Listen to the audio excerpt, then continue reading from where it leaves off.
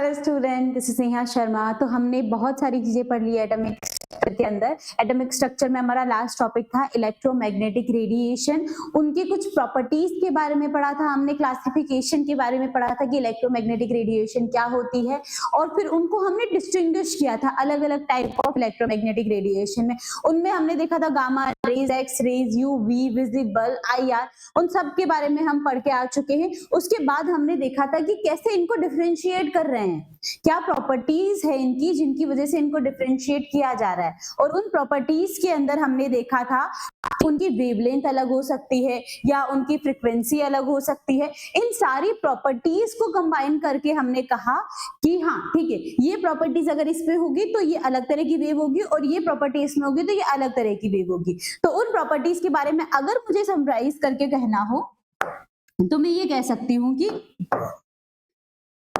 First हमने देखा है वेवलेंथ। वेवलेंथ लैम्डा से डिनोट करते हैं उसको, ठीक है। और ये ही मोस्टली सबसे इंपॉर्टेंट पार्ट होता है कि अगर मैं फ्रीक्वेंसीज की या अगर किसी भी पर्टिकुलर रेस की बात करूं तो उनको जो डिफाइन किया जाता है वो वेव लेंथ से डिफाइन किया जाता है। दूसरा हमारे पास में है wave number. Wave number wavelength से ही रिलेटेड होता है, इसको म्यू बार से डिनोट किया जाता है, which is equals to 1 upon lambda. 1 upon lambda. इसके बाद हमने देखा था थर्ड फ्रीक्वेंसी। अब फ्रीक्वेंसी के बारे में हमने कहा कि भाई एक सेकंड के अंदर किसी पर्टिकुलर पॉइंट से कितनी वेव निकल रही है वो उसकी क्या हो जाएगी, फ्रीक्वेंसी हो जाएगी। इसे हमने डोनेट किया था म्यू से, और ये होता है equals to C upon lambda, right. और यहाँ पे सी क्या है, सी है speed of light. Speed of light. यहां तक हमने देखी थी चीजें, और इनको हमने एक दूसरे से रिलेट किया था कि फ्रीक्वेंसी क्या होती है, वेवलेंथ क्या होता है, एंड सो। उसके बाद हमने कहा कि अगर कोई रेडिएशन है उसकी वेवलेंथ उतनी ज्यादा होगी तो उसकी प्रॉपर्टी भी चेंज होती जाएगी according to its nature. I hope ये जो 3-4 टर्म्स है अगर आपको ये क्लियर है। हमें कुछ फॉर्मूलेज आने चाहिए इसके अंदर कि जो वेव नंबर होता है, वेवलेंथ होती है वो सी अपॉन लैम्डा है, सॉरी फ्रीक्वेंसी है जो सी अपॉन लैम्डा है। लैम्डा यहाँ पे वेव नंबर है, सी यहाँ पे स्पीड ऑफ लाइट है जिसकी वैल्यू मैंने आपको बताई भी है 3 × 10⁸ मीटर पर सेकंड होती है, राइट। वेवलेंथ आपको क्वेश्चंस में दी होगी, वेवलेंथ का यूनिट होती है मीटर, मीटर में डिनोट किया जाता है इनको। और फ्रीक्वेंसी है एक सेकंड में किसी पॉइंट से या किसी जगह से कितनी वेव्स निकल गई है, इसे डिनोट किया जाता है सेकंड इनवर्स। यूनिट है इसकी मतलब सेकंड इनवर्स और हर्ट्ज, क्योंकि इसको हेनरिच हर्ट्ज ने आइडेंटिफाई किया था इसीलिए इसकी यूनिट हर्ट्ज भी हो जाती है, ठीक है। और अगर हमें बात करनी पड़े, ठीक है, वेव नंबर की अगर मुझे बात करनी पड़े तो वेव नंबर होता है 1 अपॉन लैम्डा। किस क्या यूनिट होगी इसकी, अगर इसकी मीटर है तो 1 अपॉन मीटर कितना हो गया, 1 अपॉन मीटर, मीटर इनवर्स, तो इसकी यूनिट हो जाती है मीटर इनवर्स या सेंटीमीटर इनवर्स। और मीटर से सेंटीमीटर, नैनोमीटर में कन्वर्ट करना हमने काफी अच्छे से सीख लिया है। तो ये इनकी यूनिट्स हो गई है और इनके बारे में इंफॉर्मेशन हो गई है। मीटर क्या होता है, स्पीड की तो मीटर पर सेकंड होती है। तो यहाँ हमने इलेक्ट्रोमैग्नेटिक रेडिएशन के बारे में पढ़ा, मतलब हमने कहा इलेक्ट्रोमैग्नेटिक रेडिएशन क्या है, वो वेव्स, राइट। इलेक्ट्रोमैग्नेटिक रेडिएशन एक वेव है जिनकी कुछ प्रॉपर्टीज होती है। फिर आता है प्लांक, ठीक है।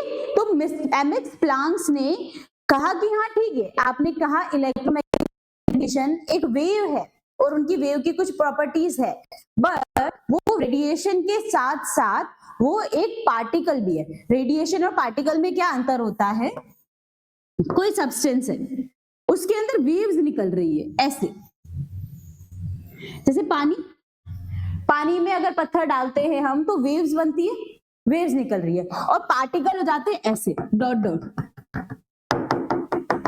मतलब एक ही तरफ जाने का तरीका, बट किसी का जाने का तरीका वेव्स फॉर्म में है। जैसे समंदर में पानी वेव्स फॉर्म में आगे बढ़ता है, वहीं पे किसी के जाने का तरीका एकदम पार्टिकल फॉर्म में है। जैसे तूफान हो गया, अगर तूफान आता है तो पार्टिकल्स वेव्स में थोड़ी आते हैं, सीधे आते हैं तो पार्टिकल्स, ये हो गए पार्टिकल्स और ये हो गई ये वेव्स। तो मतलब उन्होंने कहा प्लैंक्स ने कि आपने कहा ठीक है वो वेव्स है, बट मैं ये कहना चाहता हूं कि वो वेव्स के साथ साथ क्या है, पार्टिकल्स। तो हमें अभी थोड़ा सा बीच में मॉडल ऑफ एटॉमिक मॉडल को छोड़ के हमें ये चीजें समझना जरूरी है कि हम जो पढ़ रहे हैं, हमने जो कहा कि इलेक्ट्रोमैग्नेटिक रेडिएशन है, इलेक्ट्रॉन्स की वजह से जो रेडिएशन क्रिएट्स हो रही है वो रेडिएशन पार्टिकल्स भी हो सकती है। मतलब इलेक्ट्रॉन जो मूव कर रहा है वो पार्टिकल फॉर्म में भी मूव कर सकता है। उसे किसने बताया, प्लैंक्स ने बताया। तो अब नेक्स्ट टॉपिक हम पढ़ेंगे प्लैंक थ्योरी। उससे पहले let's see what is this question. The frequency of wave of light is, frequency दी हुई है मुझे 12 into 10 to power 14 second inverse दिया हुआ है, इसको हर्ट्ज भी दे सकते हैं ये कभी कभी, कोई इशू नहीं है। The wave number associate with this light is, मुझे वेव नंबर निकालना है, ठीक है। वेव नंबर कैसे निकालेंगे, अब मुझे फ्रीक्वेंसी से वेव नंबर का कोई रिलेशन नहीं पता, बट मुझे वेव नंबर का वेव लेंथ का रिलेशन पता है, फ्रीक्वेंसी का भी वेव लेंथ का रिलेशन पता है। मतलब मुझे फ्रीक्वेंसी का रिलेशन पता है वेव लेंथ का 1/λ, और मुझे वेव नंबर का रिलेशन पता है 1/λ। ये होता है c/λ, ये होता है 1/λ। रिलेट कर ले इन दोनों को। अगर मुझे रिलेट करना हो तो मैं क्या बोलूंगी, फ्रीक्वेंसी इक्वल्स टू c, 1/λ क्या हो गया, वेव नंबर। ये देखो ऐसे हम कुछ भी फॉर्मूले बना सकते हैं रिलेटेड टू दैट। फ्रीक्वेंसी का फॉर्मूला मुझे पता है c/λ, वेव नंबर का फॉर्मूला मुझे पता है 1/λ। तो फॉर्मूला क्या हो गया, वेव नंबर और फ्रीक्वेंसी को रिलेट करने के लिए फ्रीक्वेंसी हो गई इक्वल्स टू c/वेव नंबर, या मैं बोल सकती हूँ वेव नंबर क्या हो गया, frequency divided by c, right. रखो वेव नंबर, फ्रीक्वेंसी कितनी दी हुई है हमें, 12 into 10 to power 14 second inverse divided by ये कितनी होती है, 3 into 10 to power 8 मीटर पर सेकेंड। क्लियर है, सेकेंड से सेकेंड तो कट गया और ये आया मीटर इनवर्स में। और मैंने अभी थोड़ी देर पहले बताया आपको कि वेव नंबर की यूनिट क्या होती है, मीटर इनवर्स होती है, तो हम इसको मीटर इनवर्स में रख देंगे। Wave number is equals to, ये किससे गया 4 से 4 इनटू ये किससे गया अपने पास में 6, 10 to पावर कितनी बची अपने पास में 6 मीटर इनवर्स। ये हमारे पास में आ गया है वेव नंबर। आई होप आपको वेव नंबर निकालने में, वेव नंबर समझने में कहीं पे कोई इश्यू नहीं है। एक बार प्लीज देख लीजिए मैंने क्या कैलकुलेशन करी है, क्या फॉर्मूला बनाया। देखो आपको ये समझना होगा कि फॉर्मूलेज अब बनाने, राइट। मैं आपको फॉर्मूले बता सकती हूँ, याद दिला सकती हूँ, बट रिलेट आपको खुद करना पड़ेगा। आई होप आपको ये कॉन्सेप्ट समझ में आ रहा होगा कि मैं क्या बोल रही हूँ, ठीक है। चलिए प्लैंक्स पे, Planck's quantum theory, Planck's quantum theory topic लिखते,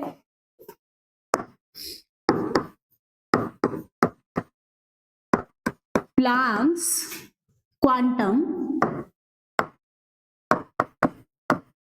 थ्योरी। प्लैंक्स क्वांटम थ्योरी, अभी मैंने प्लैंक्स के बारे में आपको बताया था कि मैक्स प्लैंक्स ने, एमएक्स प्लैंक्स बोल सकते हो आप, उन्होंने कहा कि ठीक है, आपने कहा कि रेडिएशन जो होती है इलेक्ट्रोमैग्नेटिक रेडिएशन, ईएम रेडिएशन, वो क्या होती है, वो होती है वेव फॉर्म में, बट मैं ये कहना चाहता हूं कि वो पार्टिकल फॉर्म में भी एग्जिस्ट करती है। तो उन्होंने कहा कि एमएक्स प्लैंक ने कहा कि जो इलेक्ट्रोमैग्नेटिक रेज होती है वो they are also exist in a particle form. तो फर्स्ट उनका स्टेटमेंट ये था, मैं स्टेटमेंट की बात करूं तो उन्होंने कहा कि electromagnetic radiations also exist as a particle और शो पार्टिकल नेचर टू। मतलब ये एक पार्टिकल नेचर, पार्टिकल में भी मिलती है और पार्टिकल नेचर भी दिखाती है, ठीक है। सेकंड उन्होंने कहा कि जैसे ये ट्रैवल करती है एनवायरनमेंट में, जैसे हमने वेव ट्रैवल करती है, वैसे ये एनर्जी पैकेट्स में ट्रैवल करती है। ये दिख रहे हैं अगर आपको छोटे छोटे ये राउंड राउंड यहाँ पे। तो उन्होंने कहा कि जो इलेक्ट्रोमैग्नेटिक रेडिएशन है ये किस फॉर्म में होंगी, एनर्जी पैकेट्स के फॉर्म में होगी। So they travel they travels into energy packets और उन एनर्जी पैकेट्स को इन्होंने नाम दिया उन एनर्जी पैकेट्स को क्वांटा, नोन एज क्वांटा। ये जो रेडिएशन है ये किसी एनर्जी पैकेट्स में ट्रैवल करती है और उन एनर्जी पैकेट्स को इन्होंने क्या नाम दिया, उन एनर्जी पैकेट्स को इन्होंने नाम दिया क्वांटा। सिंपल, ठीक है। एनर्जी पैकेट्स को क्वांटा नाम दिया और ये जो क्वांटाइज्ड होते हैं, मतलब क्वांटा मतलब कुछ एनर्जी है इनके अंदर, ओके। एनर्जी को हमने नाम दिया क्वांटा और ये जो एनर्जी थी, ये जो इनके बीच में जो ये पर्टिकुलर एनर्जी है, ये किस पे डिपेंड करेगी? ये एनर्जी, थर्ड बोला उन्होंने, दीज एनर्जी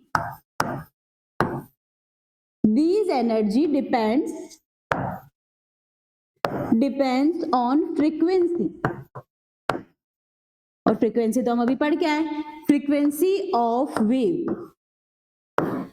उन्होंने कहा कि किसी की जो भी क्वांटाइज है, जो क्वांटा है, वो किस पर डिपेंड करेगा? ये करेगा फ्रीक्वेंसी ऑफ वेव, मतलब ये कितनी अच्छी एनर्जी होगी, ये किस पर डिपेंड करेगा कि कितनी स्पीड से जा रहा है, कितनी फास्ट पार्टिकल्स आ रहे हैं, उस पर डिपेंड करेगा, ठीक है। फ्रीक्वेंसी ऑफ पार्टिकल लिखो, वेव तो मान ही नहीं रहे ना यहाँ पे, फ्रीक्वेंसी ऑफ पार्टिकल, ठीक है। पार्टिकल्स मतलब एनर्जी किस पे डिपेंड करे? फ्रीक्वेंसी पे। तो मैं ये बोल दूं E is directly proportional to frequency. E मतलब एनर्जी ऑफ क्वांटा और म्यू मतलब फ्रीक्वेंसी। हम जब भी डायरेक्टली प्रोपोर्शनल का साइन हटाते हैं बेटा, तो हम क्या लगाते हैं? कांस्टेंट लगाते हैं उस जगह पे। अब ये जो एक्सपेरिमेंट है ये प्लांक ने दिया है, तो यहाँ पे कांस्टेंट यूज करेंगे, Planck constant. E is equals to H nu. इस H को यहाँ पे E क्या है? एनर्जी। यहाँ पे हमारे पास फॉर्मूला आया है E is equals to H nu. Nu क्या है यहाँ पे? फ्रीक्वेंसी। H क्या है यहाँ पे? ये कांस्टेंट है जो हमने डायरेक्टली प्रोपोर्शनल को हटाने के लिए लगाया है। और E क्या है हमारे पास में? E है एनर्जी ऑफ क्वांटा, ठीक है। सिंपल। एनर्जी किसके बराबर थी? एनर्जी डायरेक्टली प्रोपोर्शनल थी फ्रीक्वेंसी ऑफ पार्टिकल्स। कितनी स्पीड से आ रहे हैं, मतलब 1 सेकेंड में अगर आप वहां पे खड़े हो तो फ्रीक्वेंसी कितनी तेज है, कितनी स्पीड से आ रहे हैं? फ्रीक्वेंसी ऑफ पार्टिकल, ठीक है। उसके डायरेक्टली प्रोपोर्शनल था। डायरेक्टली प्रोपोर्शनल को हटाने के लिए मैंने क्या लगा दिया? वहां पर एक कांस्टेंट लगा दिया, तो ये कांस्टेंट आ गया E is equals to H nu. अब यहाँ पे E है एनर्जी ऑफ क्वांटा,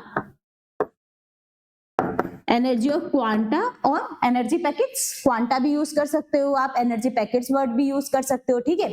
और H म्यू क्या है अपने पास में? म्यू अपने पास में है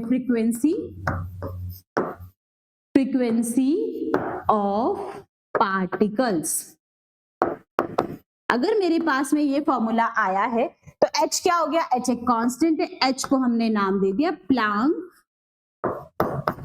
कांस्टेंट। और कांस्टेंट होती है कोई चीज तो उसकी क्या होती है? Planck constant. अगर कोई चीज कांस्टेंट है तो उसकी वैल्यू क्या होगी? उसकी वैल्यू न्यूमेरिकल होगी, राइट, फिक्स होगी, कभी चेंज नहीं होगी। तो इस प्लांक कांस्टेंट की वैल्यू हमेशा फिक्स होती है, जो होती है 6.626 इंटू 10 टू पावर -34। क्या होती है? लिख देते हैं एक बार, 6.626 into 10 to power -34 joule second. ये जो है वैल्यू ऑलवेज फिक्स रहती है। किसकी को वैल्यू है? ये प्लांक कांस्टेंट की वैल्यू। तो मतलब यहाँ पर E एनर्जी है हमारे पास में, H हमारे पास में प्लांक कांस्टेंट है और न्यू हमारे पास में क्या है? Frequency of particles. यहां तक आई होप क्लियर हो गया है आपको। अब थोड़ा सा इसको और समझते हैं। देखो थोड़ा सा ना डिराइव करते हैं, थोड़ा अच्छा बनाते हैं इस फॉर्मूले को। हमें पता है E is equals to H nu है, राइट। अब न्यू के बारे में हमें बहुत सारी इंफॉर्मेशन है, फ्रीक्वेंसी तो पढ़ के आए हैं हम अभी। तो न्यू के बारे में हमें क्या क्या इंफॉर्मेशन है? E इक्वल्स टू न्यू क्या होता है? न्यू की बात करूं मैं तो ये फ्रीक्वेंसी है, इसको हम वेवलेंथ से रिलेट करें क्या? वेवलेंथ से रिलेट करूंगी मैं तो nu equals to C upon lambda, सही है। C अपॉन लैम्डा, ये हमने भी पढ़ा है फॉर्मूला, थोड़ी देर पहले देखा है हमने, C अपॉन लैम्डा। अब C अपॉन लैम्डा को और क्या लिख सकती हूँ मैं? रखो उसमें H equals to C upon lambda, right. वापस बताओ ई क्या है? ई है energy of quanta, energy of quanta. H क्या है? प्लैंक कांस्टेंट, वैल्यू इसकी फिक्स होती है। सी क्या है? स्पीड ऑफ लाइट, इसकी भी वैल्यू फिक्स होती है। और लैम्डा क्या है हमारे पास में? वेवलेंथ। ठीक है, मीटर में होता है ये। यहां तक हमारे पास में काफी चीजें सॉर्ट आउट हो गई है। देखो H एक कांस्टेंट है, C एक कांस्टेंट है, तो मैं एक और फॉर्मूला बना सकती हूँ। मैं ये कह सकती हूं कि E is inversely proportional to lambda. और ये चीज तो हम पहले भी देख के आए हैं कि जिसकी एनर्जी जितनी ज्यादा होगी उसकी वेवलेंथ उतनी कम होगी, जिसकी एनर्जी जितनी ज्यादा होगी उसकी वेवलेंथ उतनी कम होगी। ये हम अभी देख के आ चुके हैं। ठीक है, सिंपल। मतलब मेरे पास में एक फॉर्मूला आया है, E equals to H nu. यहां पे देखते हैं, वापिस यही फॉर्मूला यहां रखती हूँ, E equals to H C upon lambda. ठीक है, कहा जा सकता है ये एच सी अपॉन लैम्डा। ये एक कांस्टेंट है, ये एक कांस्टेंट है, रखो value equals to 10 to power minus 34 joule second. थोड़ा सा शिफ्ट करते हैं इसको।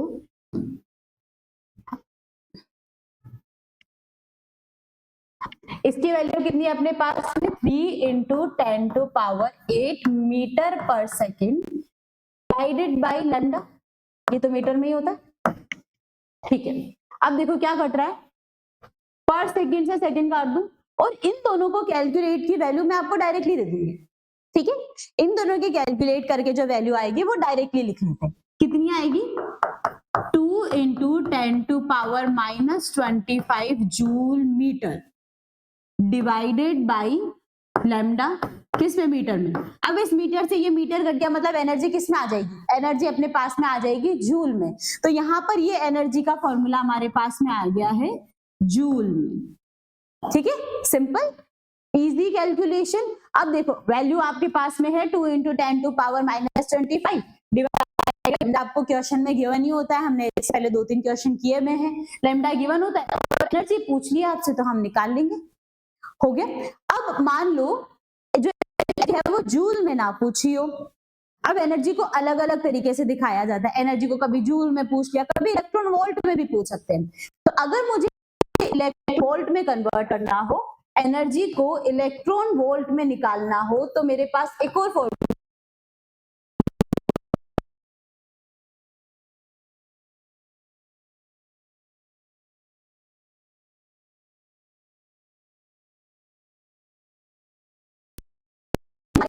कुछ इंपॉर्टेंट फॉर्मूले हैं जिसके प्लैंक कांस्टेंट में यूज होने वाले, जो आगे बहुत काम आएंगे। ठीक है, तो क्या कर लेते हैं, इनको स्टार कर देते हैं।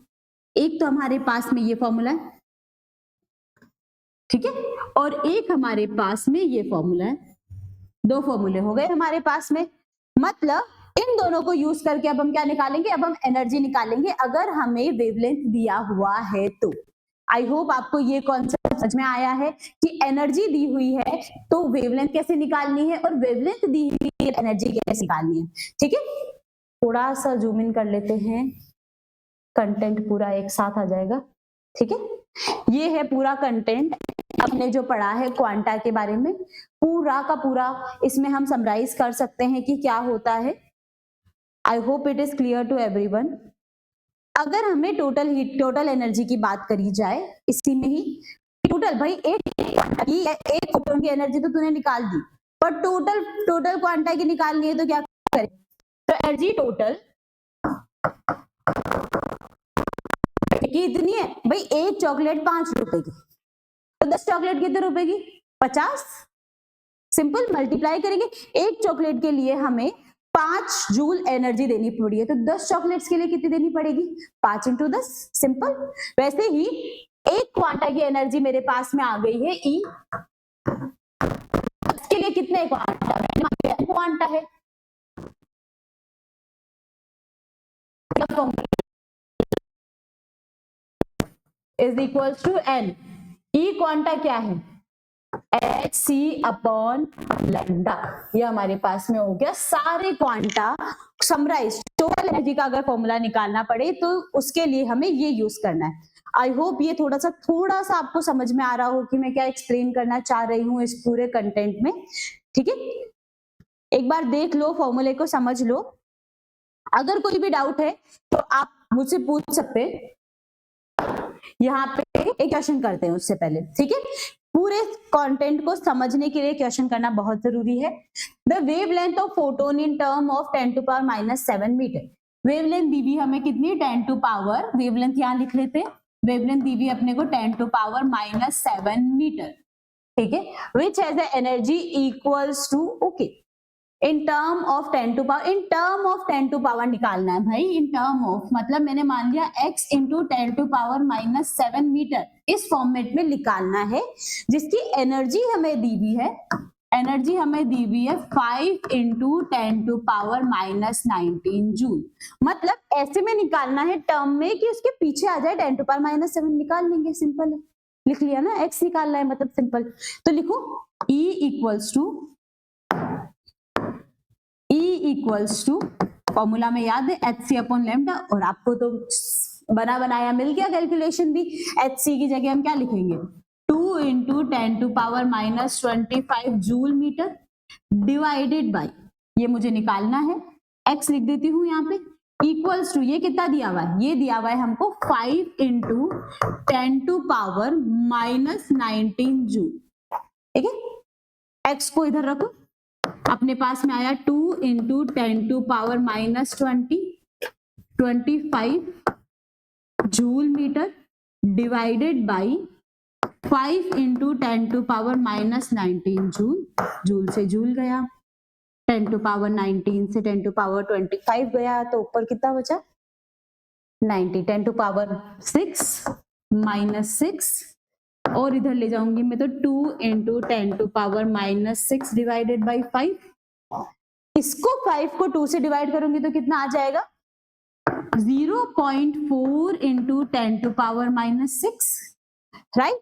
मुझे चाहिए 10 टू पावर -7 फॉर्मेट में, क्या करूं 4 को आगे ले लूं, 4 इंटू 10 टू पावर -7, मीटर में थी यूनिट, तो 4 इंटू 10 टू पावर -7, और 10 टू पावर -7 तो दिया हुआ है आपको, मतलब आपका फाइनल आंसर क्या हो गया 4, ठीक है। क्योंकि इस फॉर्मेट में निकालना था तो फाइनल आंसर अपने पास में क्या हो गया 4 इंटू 10 टू पावर -7 मीटर। ये है प्लांक की क्वांटम थ्योरी, जिसके अंदर हमें प्लांक ने बताया कि किसी भी पर्टिकुलर, सबसे पहले वापस रिवाइज कर लेते हैं, इलेक्ट्रोमैग्नेटिक रेडिएशन हमारे पास में क्या होती है वेव में होती है, बट प्लांक ने बोला कि वो वेव में नहीं होती है, उनका एक फॉर्मेट होता है, वो पार्टिकल्स में भी हो सकती है, और वो किस पे डिपेंड करेगी, वो फ्रीक्वेंसी पे डिपेंड करेगी, फ्रीक्वेंसी ऑफ पार्टिकल्स। और उसका एक फॉर्मूला बना था हमारे पास में H equals to HC upon lambda. ये बहुत इंपॉर्टेंट फॉर्मूला है, बहुत बार लास्ट तक इस टॉपिक में काम आएगा। तो आई होप ये थोड़ा बहुत कंटेंट और ये थोड़ी बहुत कैलकुलेशन के साथ आपको समझ में आया हो कि हाँ भाई ठीक है, ये टॉपिक है, ये फॉर्मूला है और ऐसे लगाना है। क्योंकि अब आज से हमें बहुत सारे फॉर्मूले पढ़ने, तो आपको एक एक फॉर्मूले की पता होनी चाहिए कि किस जगह पे क्या फॉर्मूला लगेगा। होप ये इतना कंटेंट है जो आपको अच्छे से समझ में आया, और स्टिल आपको कहीं पे भी कोई डाउट है तो आप कमेंट में बता दीजिए। Thank you so much, have a nice day, bye bye.